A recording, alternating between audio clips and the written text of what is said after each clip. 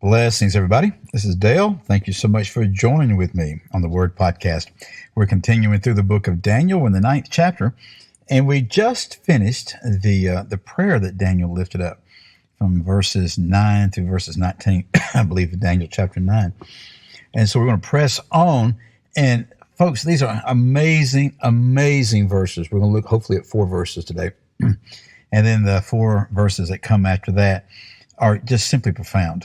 Okay, and we'll see why as we go there. So here's Daniel chapter 9, verse 20.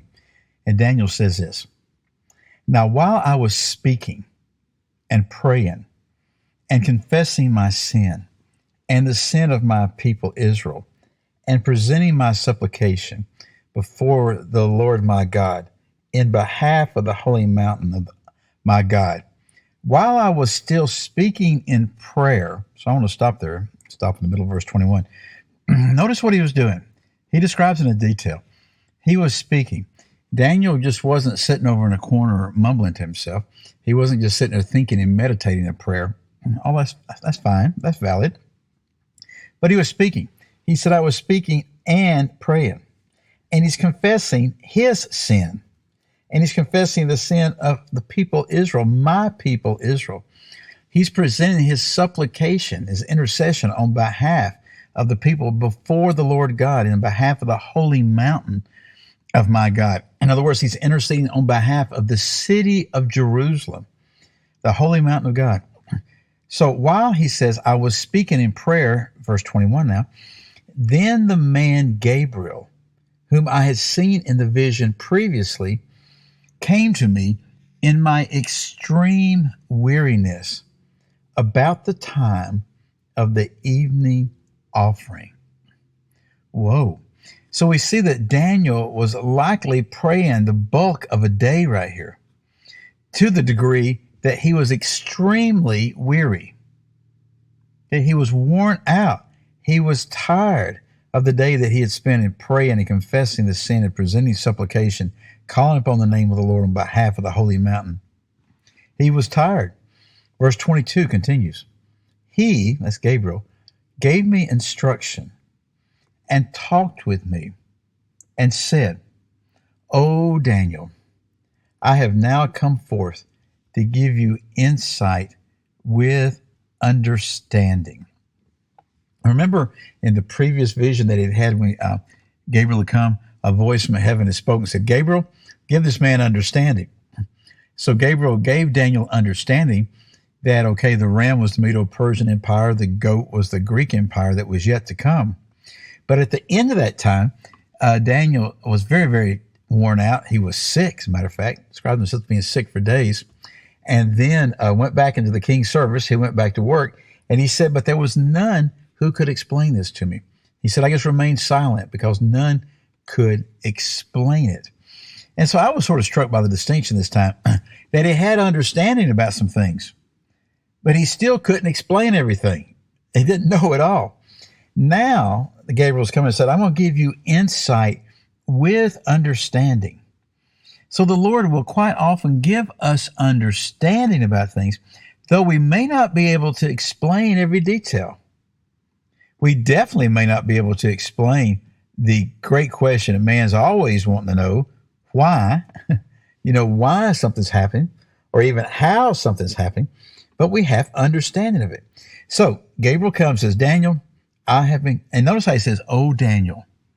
There is an awareness of who Daniel is, an awareness of who Gabriel is. There's a relationship here.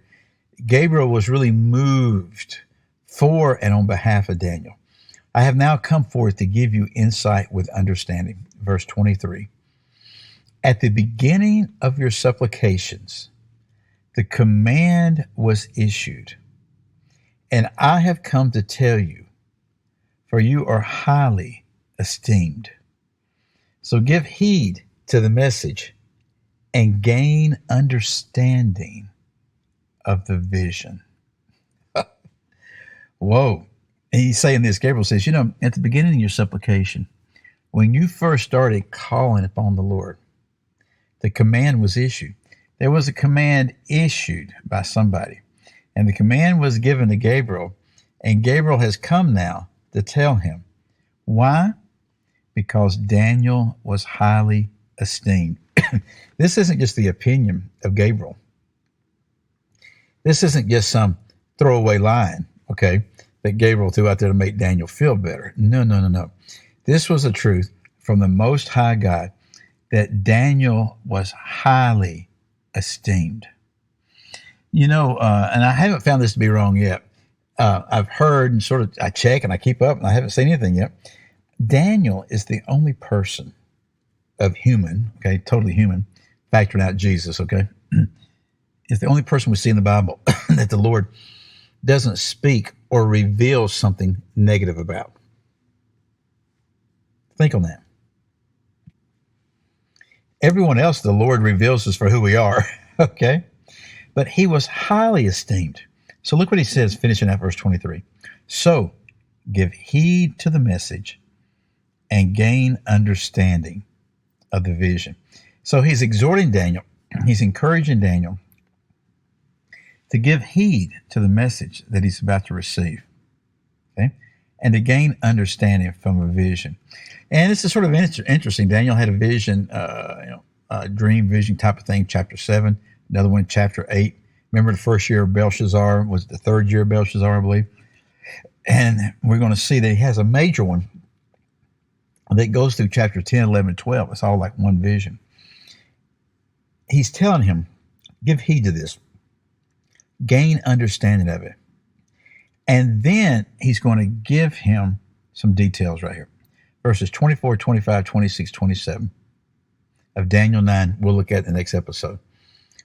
But these 4 verses are literally a synopsis of the balance of history from the time that Gabriel gave Daniel this insight and gave him this message. It's literally a 4-verse synopsis of the balance of time. It is extremely, extremely, extremely important. Okay? Really, you can't understand anything else related to end time things if we don't use this as a foundation and have some understanding about this. So we'll look at that next time. For now, I want to leave us with this, with the understanding that Daniel was highly esteemed, and that he was to give heed to this message, and he was to gain understanding of the vision. You know what, folks? I think we can do likewise. As a matter of fact, I know we can. We can gain understanding if we give heed to the message. We'll look at it next time. Again, I'm Dale. Thank you so much for your time. I'll see you then.